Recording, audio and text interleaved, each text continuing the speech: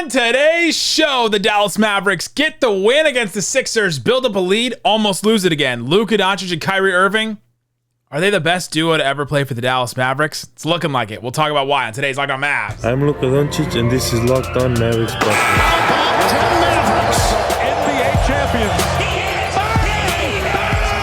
It's good, and the Mavericks have won the game. If you don't believe, you shouldn't be here. Loyalty never fades away. And welcome. You are locked on to the Dallas Mavericks. My name is Nick Angstadt, media member and NBA channel manager for the Locked On Podcast Network. Letting it ride. Let it ride, baby. Thanks for being part of the show, making Locked On Mavs your first listen each and every day, and every post game. We are free and available on all podcast platforms, including YouTube. But the best way you can help us grow the show is to listen every day and to comment anything below. Let us know in the comment section what impressed you the most about Luka and Kyrie's 40-point game. The one thing that impressed you the most. Joining me, as always, my co-host, writer, contributor at Mavs.com, the Let It Ride reject of One More Thinking. What you got for me, Isaac Harris? Over 40 points each from Kyrie and Luka. Nuts. Let's do this. But biggest takeaway from tonight, Luka and Kyrie have not played chess yet. So just wanted to make sure we covered that. Capital J for journalist for Isaac Harris, asking the big questions. Kyrie had no idea why you asked that question, but he did laugh at it, which I found funny. He threw in dominoes also. I've not played him in chess. I've not played him in dominoes. That's another game we have to ask Luka about. And as you talked about earlier on your Twitter, it did not leak, which was a great night. The biggest upset of the night. The AAC roof did not leak. We had a giant rainstorm. There was transformers blowing up all over the place in DFW. And you lost power. You didn't have internet until like 1 minute before we started recording this episode. Yep. And the AAC roof didn't leak. Also, playing the Sixers in Dallas gave me flashbacks to last year when the rim was bent and they had to take like a 40-minute break in the middle of the first quarter to fix the rim and all that. That took me back to all that. But today we'll break down the Dallas Mavericks win against the Sixers, 133 to 126. Oh, gotta let it ride on the good wins. Luka and Kyrie get 40 points each, and then we'll break down how it happened and other notes and game notes from us. Luka Doncic and Kyrie Irving, 40 points each, combined for 82 points of the Mavericks' 133. And to me, the thing that stood out was Kyrie Irving being aggressive. We're used to this at this point from Luka. It doesn't make it less special, maybe less special because he has 40 points all the time. But we've seen aggressive Luka, especially from the jump. We've seen Luka Doncic come out and score 17 points in a first quarter, a bunch, like a ton of times this season. We have not seen Kyrie Irving come out and score 10 points in the first quarter and then another 10 points in the second quarter and come out then in the third quarter and score a couple times. And then in the fourth quarter, be aggressive and score 11 points. Like, we have not seen that from Kyrie Irving. And I wonder if the Lakers and the Pacers losses flipped a switch in him that's just, hey, I got to just be more aggressive. I've tried to fit in. I've tried to do this. I just got to get going. I just got to go get mine. I'm going to flip a switch. One of the things that I was noticing earlier, and I think Kid alluded to it a little bit post game, but they let him go a little bit more in the first. And I was up in the press box. I'm like, Kyrie didn't come out of the game. He's not coming out of the game right now. And he played a little bit more in the first quarter. And I was like, are they going to let them both kind of go the distance in the first quarter there? Because like we've seen, Luka typically plays the whole first quarter. Kyrie will, so they can, alternate their minutes and all this stuff. He'll go out, leave towards the end of the first. But he played a little bit longer.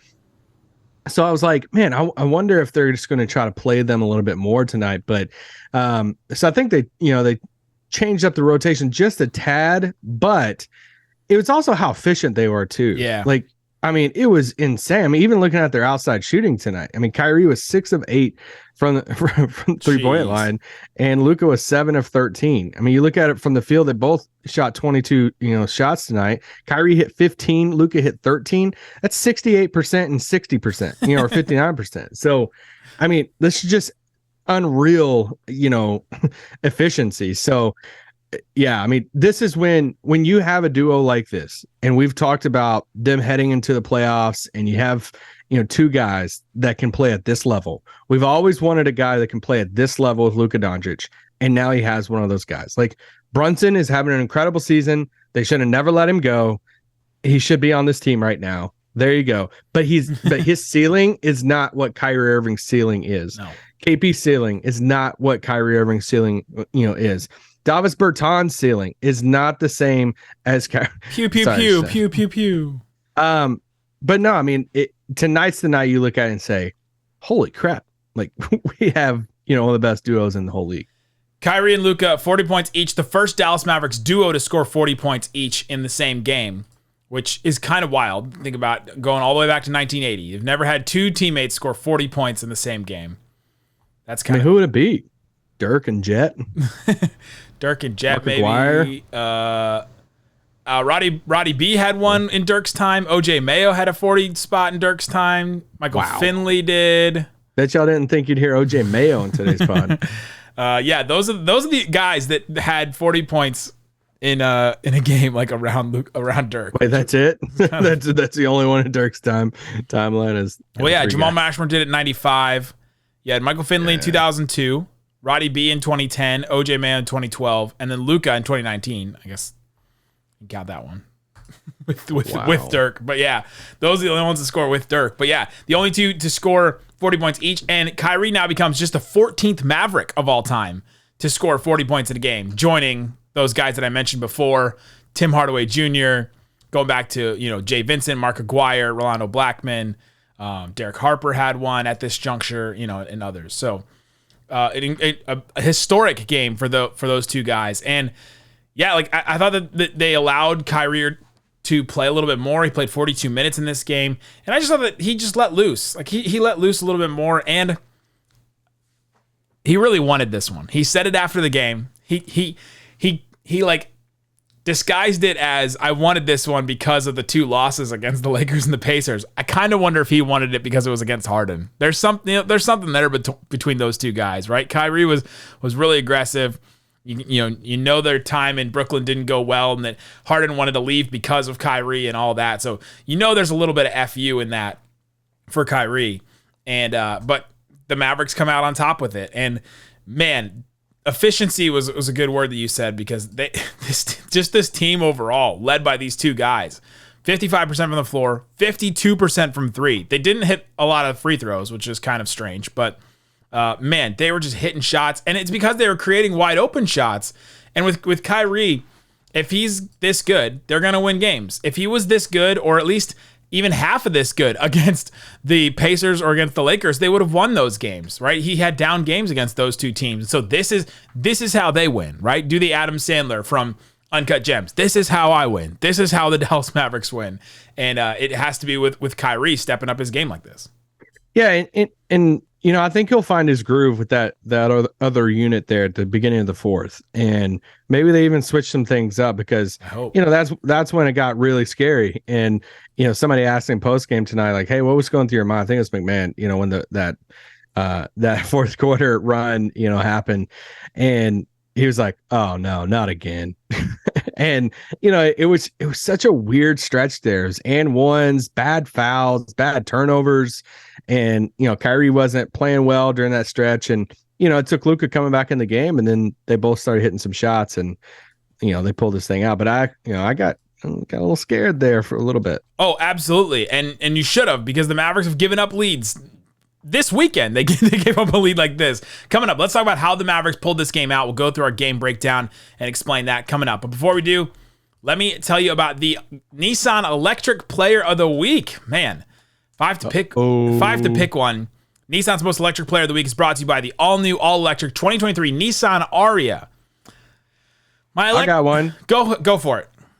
I'm going to go with Maxi Kleba. Oh, yes. Welcome back, Maxi.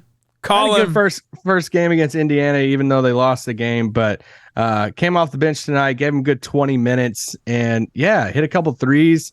He's getting back in the groove. He means a lot to his team. Welcome back, Maxi. He means a ton to this team. The crowd was electric when he came back the first time. I think that they were even electric when they, introduced him this time. I really appreciated how the crowd welcomed him back because it's almost like they were plugged in, and then when he came back, the electricity just went nuts. There was a stunningly powerful cheer when Maxi Kleber came back, and I was surprised that the fans knew that he was that important to this team, but he is, because they've seen the paint defense and the perimeter defense, and it was just a little bit better in this game. But it's so much better for the economy when Maxi's back.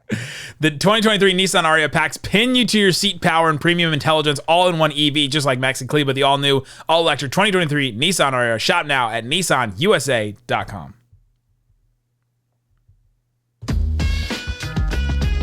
All right, Isaac Harris, let's talk about this game. The Dallas Mavericks get the win 133 to 126. Apparently, they just can't win games unless they score 130 points. But you start with this game, and the first two quarters, they were just playing them even, pretty much. I thought they were just meeting them shot for shot. There was no real big runs. The biggest lead of the game at that point was like 6 points on the Mavericks side. You get to halftime, the Mavericks had 144.9 offensive rating, which is just like absurd to even think about how good that offense is. The Sixers had 136, and you had Luka and the stars were showing up, right? It was Luka with 25, Kyrie with 20. Embiid had 17 of his own. Then you get to that third quarter, and what went right for the Mavs in that third quarter? Oh, well, man. Well, I was actually going to mention this in the first half real quick. Kyrie played, a little over 21 minutes out of the 24 minutes in the first half, kind of going to what we were saying earlier, that they just let him play, a little bit longer and all that. But they started hitting some threes. I know they hit 25, but that's it. They started at 3.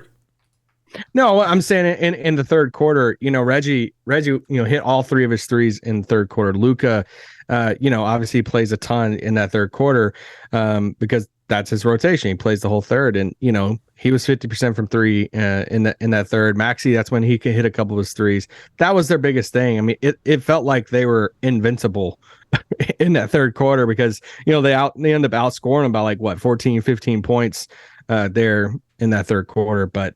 That was the stretch that, never mind. I was gonna say put the game away, but then should have put the game away. Put them up by 25 at a certain point. Mavericks started that quarter 20-4, a 20-4 run to start it. That's how they built up their 20-point lead at that point. And that was just with the starters out there. That was no Maxi. That was still with the starters out there. And what about the total opposite though? To start the fourth, it was like 3 minutes into the fourth quarter, and it was a 15-0 run. Like Dallas still hadn't even scored yet, and that's where the bench unit tonight. That's where I'm really curious to see if there's some things. Good luck. I don't know if you can guess what Jason Kidd's going to do, but I'm really curious to see how they. Like, do they move some things around in the rotation, because the bench unit tonight. They struggled hard. Tim Hardaway minus 21, Christian Wood minus 21, Justin Holiday minus 16.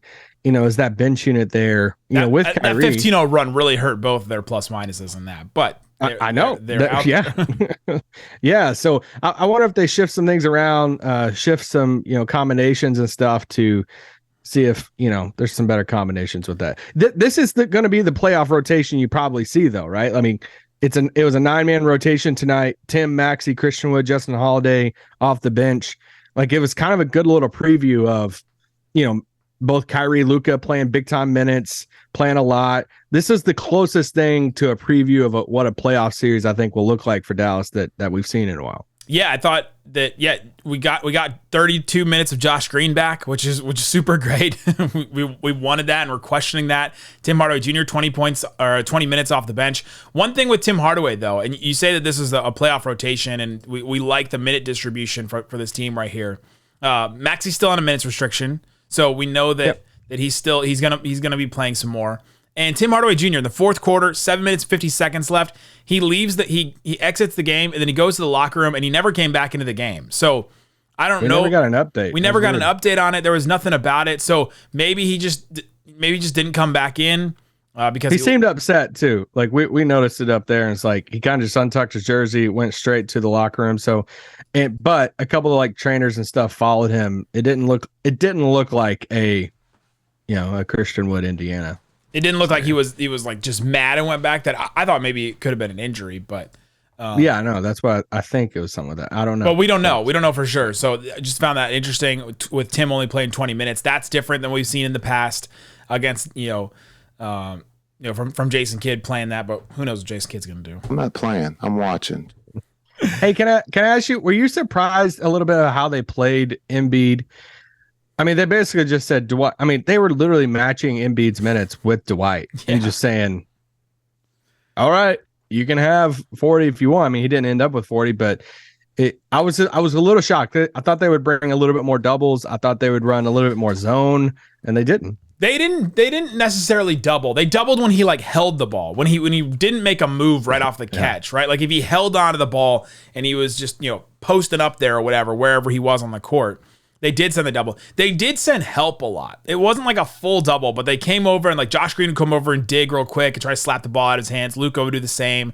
A couple guys got fouls that way, just trying to slap the ball out of Embiid's hands. But Embiid was like probable going into this game, and I didn't feel like there was a sense of urgency from him because I was expecting him to come out and score like 50 because I think that he could have with the way the Mavs defense has been playing. And I just didn't see him get real aggressive. He scored 35 points in this game, but he had 8 kind of late points in the fourth quarter where he was just going at it and trying to catch back up. And I felt like he could have done all those moves he did in the fourth quarter. I felt like he could have done it all game. So maybe he was still dealing with a sickness, but he's just didn't seem as aggressive as you would think. And he was settling for the jumper, which we've seen from him recently. And Dwight was playing drop against him a couple times, and Embiid would just settle for the jumper. I wonder if they just set up Dwight and said, all right, just don't foul him. just try not to foul him and send him to the free throw line a ton of times. He went to the free throw line 13 times anyway, but just don't try to foul him so much. And Dwight's pretty good at not fouling. He does. I don't know if he with his face. Yeah, he will take the foul with his face, but my only counter to that is I don't think offense was the problem tonight. Like Philly put up 126. They should never lose a game. And what you put up 126. I mean, he had 35. Tyrese Maxey had 29. James Harden had 27. Like that's pretty dang good. Like yeah, but you had a pretty. I mean, you shot 44% from three. Like. Embiid against this team, though, with like what you said, we're trying to figure out, okay, how were the Mavericks successful against Embiid? And we're trying to figure this out. Well, that tells you all you need to know. He should have easily had 40 tonight. I know, but if he had 40, that means Maxey's not scoring his 29, or James Harden's not scoring, his 27. Like, I just think if you put up 126, it shouldn't be about, hey, whether you posted up more and all that. Their defense is just horrible. Now, I think you could do the same thing. Like, hey, he wasn't that aggressive like defensively tonight. He picked off a few of Luka's passes. I was laughing at that. I'm like, Luka just thought he had him a few times, like backdoor, that long, full court pass. Felt like one-handed every time with Luka. Just like tries the one-handed pass and Embiid just catches it, and you're like, oh dang, he's huge. But that's the man. If I'm a Philly fan, I'm worried going into the East playoffs. Like, I mean, who's playing defense for them? I mean, is it just PJ Tucker and Melton? Like, and Jalen McDaniels with his 4 fouls in 39 seconds or whatever it was. Have you ever seen that? Like, what? No, not 4 fouls. A couple of them they're kind of questionable, but still 4 fouls in like 45 seconds of playtime is wild for Jalen. I talked to Keith Pompey. Talked to Keith Pompey after the game, and he was like, they don't have Matisse anymore. Like Matisse Thybulle was like an all defensive player that they were able to play a zone and he would mess things up on defense. And then, it didn't really give him a ton on offense. Jalen McDaniels at least giving him a little bit more on offense, but he isn't the same on defense. And then, PJ Tucker's he played 24 minutes in this game. He was a minus 30. because he's like, I don't know, 30 plus 15 years old. They need a lot from him. They need him to do a lot. And that's the thing. It's like, man, if Maxey for them was like a good defensive guard, it would change a ton for them. You got to clarify the Maxey. Yeah, sorry. Sixers fan, Harden looks good. A Sixers fan came up to me after the game and was like, hey, on your show, make sure you give a shout out to Maxey. He's a Dallas native. And I was like, Maxi Kleba? And he's like, you got me. But no, yeah. Tyrese Maxey, a lot of family in the crowd. Yeah, he's from Garland's own Tyrese Maxey. But yeah, like this team, they are going to struggle defensively. Although the Mavericks did make tons of tough shots in this game. Like, and it's Luka and Kyrie, right? Like even a team even the team of the Sixers are top 10 defensively, just kind of because of Embiid and some of those guards. But Luka and Kyrie were just that good tonight. I mean, that was really the difference. Luka torching Joel in the pick and roll there, and just step backs was nasty. And the quote from Kyrie after the game, where he was asked about how do you approach going at a big man like Embiid, he said, "Make him dance, baby, make him dance." I gotta get that as a drop. Yeah, you still got to do the drop of I did my own research. Kyrie did say he did his own research about something tonight, which.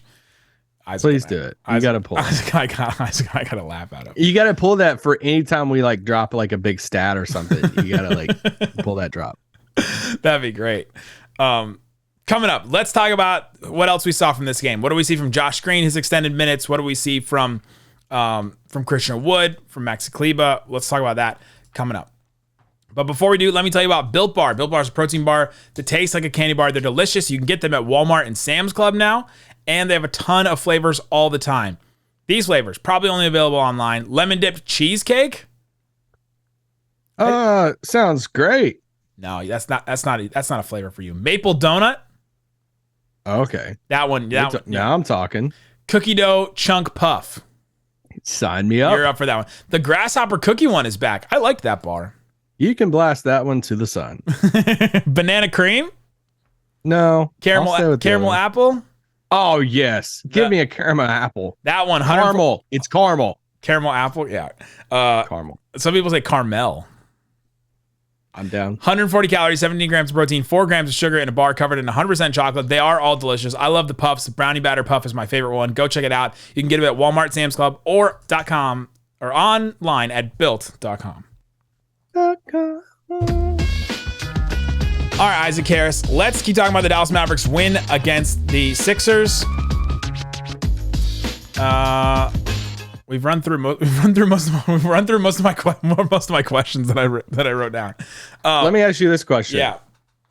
Did this win change any of your worried rankings? Because I mean, I was joking on yesterday's pod that we talked about all the stuff we're worried about. Everybody's freaking out. I'm like, all right, well, what if they go and they beat the Sixers and then the Suns on Sunday? How would that change everything? And you're like, oh, it changed a lot, So, like, did it change anything? Because I kind of understand some of the online reaction to this game is, all right, it took 40 points each from Kyrie and Luka, something that's never happened in franchise history, and 133 points for them to beat Philly. Is that sustainable? And 25 of 48 from three, like 52% from three, where Bullock was 5 of 10, where Tim Hardaway's 2 of 4, Maxey 2 of 4, Christian Wood 2 of 5. Josh Green 50%, like Kyrie 6 of 8, Luka 7 of 13. Like that's the thing that I think is not sustainable. However, that's how they win games. That's how they won games in the playoffs last year. And if they can get hot, they can beat anybody. I'm looking at TNT set right now with Kenny, Shaq, and Charles, and they have the big board behind them. And the number one thing on there says a dark horse in Dallas. They're going to play spoiler. Like calling them a dark horse is kind of exactly what they are. Champ is the mascot, and he's a horse. But also, this team's going to play spoiler because if they can get hot, they can beat anybody. Like you look at some of these possessions where Embiid usually messes stuff up defensively a ton, and he was just helpless against Luka because you're following him, you're doing everything right, and all of a sudden he whips a pass behind his head. It goes straight to Maxi Kleber, who's wide open. No one's near him within 15 feet, and he hits a wide open three, and boom. Like the Mavs' best defense right now is a made shot. And so they got the most made like if they make a shot on offense. They made a bunch of shots tonight. They were able to set their defense, and they still didn't defend well at all. And they still almost blew the game in that fourth quarter. It came back within what? It was 6 points? 4 points at one point. It was 4 points at 9 minutes and 20 seconds in that. Philly went on a 15-0 run in that. Did this game change your opinion on the Mavs? No, because I wasn't as like worried as like some people, like just because I want to give it more games. Like just threw me under the bus right there. No, but that's the thing. I mean, even Kyrie said it after the game. He joked, he's like, yeah, just, give us some more games, kind of, I forgot what the question, but he's like, I want some more, a few more games here. And, so that's the thing. It validated what you're saying is, man, the ceiling of this team, they can beat anybody. And it's like when you have two guys like that, and I'm not trying to I feel like some people could listen to that and say, oh, well, okay, the best version of any team can beat anybody. No, I don't think so. I don't think everybody has the high a ceiling that high, and because you have two of the best players in the league, that's why you swing for a Kyrie Irving, to have two of the best players in the league that on any given night they can both put up 35 each. Especially considering the style of game in the playoffs, right? Like, it slows down. It's one-on-one. Charles Barkley tonight said, the Mavs, all they have is two of the greatest one-on-one players in the league, and that's it. Okay, that works really well in the playoffs sometimes. That worked really well last year with Luka and Brunson just going one-on-one against guys and scoring enough, and their defense holding their own. So now you have a guy that can, do that even more with Kyrie Irving. And sometimes, baskets become really tough in the playoffs at certain points. And guess who can make tough baskets? And guess who can give you a basket when you need it? Luka and Kyrie. And so it's because of how the game will change in the playoffs that the Mavericks can play spoiler, and they're going to beat some team in the first round that it's going to be upset about it. Right? Like whoever it is, Clippers or Kings or loses, Grizzlies or whoever it is. A bunch of teams in the first round will be really upset about their season being over. And I think it's going to be at the hands of the Mavericks at some point. After that, we'll see. But I liked how Jason Kidd acknowledged. I mean, this isn't like it's I'm not playing rocket science here, but it's something we've talked about over and over. But just hearing Jason Kidd talk about post game tonight of the differences of play between Kyrie and Luka, and how Kyrie is more push the pace, like less, it's more flow. Use that word compared to Luka, and he used the word more deliberate and a little bit slower pace. And once again, we know, we all watch the games too, but it was just, something different hearing the head coach talk about it too. The thing I also thought that I liked what Jason Kidd said, good morning, Isaac, other than that, was that Luka and Kyrie are different when you double them, in that Luka can plant himself and be physical enough to get a pass out of a double team, and that Kyrie is quick enough to get through or around a double team. We saw him tonight. Yeah. We saw him split some defenders. Oh, that play was nasty. Third quarter, 8 minutes and 10 seconds. Kyrie splits two defenders. He has that hang layup where he kind of hangs and does some crazy stuff and puts the ball up. That was that capped off the Mavs 20-4 start to the third quarter, where they built that 20-point lead. We see the little differences between them. I still think they can work the doubles a little bit better, but their offense was incredible tonight. So I don't know if there's any criticism I can give of the Mavs offense in this game.